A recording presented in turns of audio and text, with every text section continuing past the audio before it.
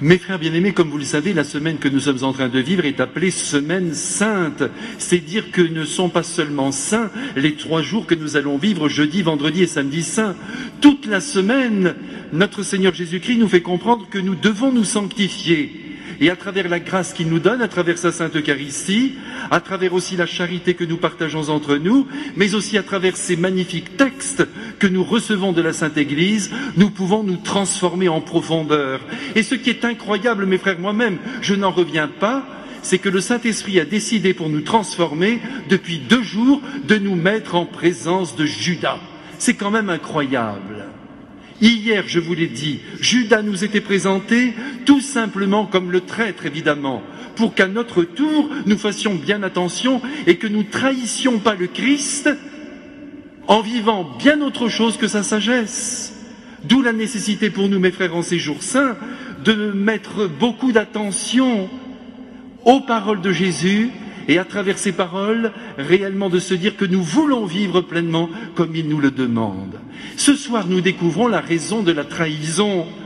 Et cette raison, mes frères, doit bousculer notre propre cœur et nos propres habitudes. Vous le savez, qui ne le sait, Judas aimait l'argent.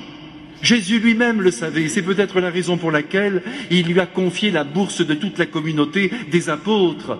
Parce qu'il s'est peut-être dit, bien en touchant cet argent, je vais exorciser peut-être un peu son grand désir. En touchant cet argent, il aura peut-être l'impression que cet argent lui appartient, mais ça n'a pas marché. Judas était assoiffé d'argent. Il faut faire attention, mes frères, à ce satané argent qui nous tient tous. Ne me dites pas que vous n'aimez pas l'argent. Nous pensons que l'argent nous donne un peu de liberté. En cela, nous ne nous trompons pas. Mais si nous commençons vraiment à le vouloir, à le désirer à longueur de journée et de nuit, eh bien, je vous promets que cet argent vous serrera à la gorge et vous tuera. C'est ce que nous devons comprendre aujourd'hui. Vous voyez, Judas nous est montré, alors qu'il se rend chez les grands prêtres et qu'il parle avec eux pour essayer de monnayer l'arrestation du Christ. C'est quand même incroyable. Et vous savez que les grands prêtres lui proposeront 30 pièces d'argent. 30 pièces d'argent, qui représentent à peu près, c'est l'équivalent, si vous voulez, de 3 900 €. J'ai essayé de regarder de près pour me rendre compte de ce que valait le Christ pour le monde. C'est à peu près l'équivalent d'une trentaine de pièces de 20 francs or Napoléon, si vous voulez, notre fameux Napoléon. 3 900 €. Judas a empoché cette somme ridicule au fond, et il a vendu le maître du monde. Vous savez la suite, vous la connaissez par cœur, ce n'est pas la peine d'insister. Au cours de ce repas, notre Seigneur a bien indiqué que c'était Judas qui allait le trahir. Mais ce qui est assez saisissant, et hier soir, je vous en ai dit un tout petit mot, mais sans aller suffisamment loin, c'est que vous avez vu que chaque apôtre se demande si ce n'est pas lui qui va trahir le Christ. Serait-ce moi, Seigneur ? Vous voyez comme les apôtres sont conscients qu'ils sont capables de trahir, comme vous, comme moi.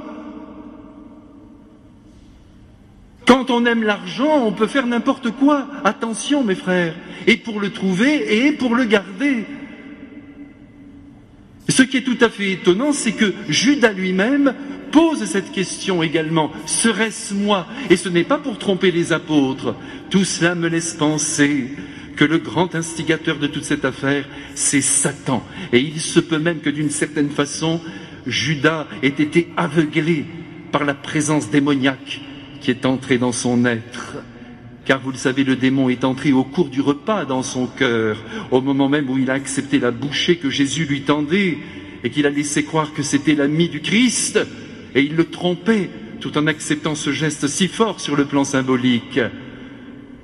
Serait-ce moi? Peut-être que Judas en doute encore, mais il est conduit par Satan, et Satan lui fera vivre le pire, puisque ensuite, vous le savez, nous ne connaissons pas tout à fait les circonstances de la mort de Judas, mais c'est atroce. Si l'on suit l'évangéliste Saint Matthieu, il s'est pendu, après avoir rapporté à ses commanditaires ces 30 pièces d'argent dont il n'a pas profité.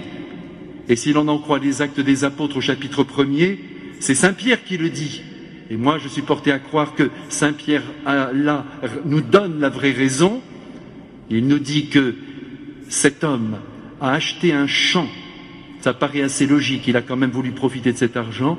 Et c'est dans ce champ qu'il est tombé, peut-être même s'est-il pendu, vous voyez, il faut toujours viser à une harmonisation des textes, mais en tombant, son ventre s'est ouvert, ses entrailles ont éclaté.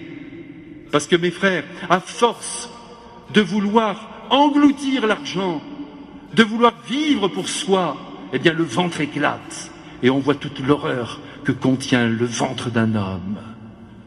Mes frères, c'est bien que je vous dise cela et c'est bien que je l'entende moi aussi à la veille des 3 grands jours saints. Il y a de l'argent au milieu de la mort de notre Seigneur.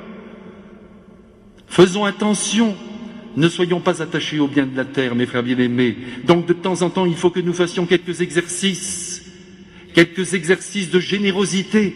C'est le moment, mes frères, donnez, lâchez, allez, quelques euros par-ci, quelques euros par-là, comblez même vos enfants si ça vous chante, si vous êtes gênés vis-à-vis de l'inconnu, mais faites quelque chose, dépossédez-vous, sinon vous êtes possédés par ce démon qu'est l'argent.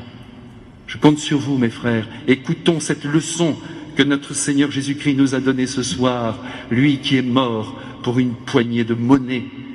Faisons des efforts, mes frères. Disons maintenant à Jésus que nous voulons être plus généreux et moins attachés à ces biens de la terre qu'un jour nous allons abandonner lorsque nous serons dans notre cercueil, ou plus exactement, lorsque nous serons chez Dieu.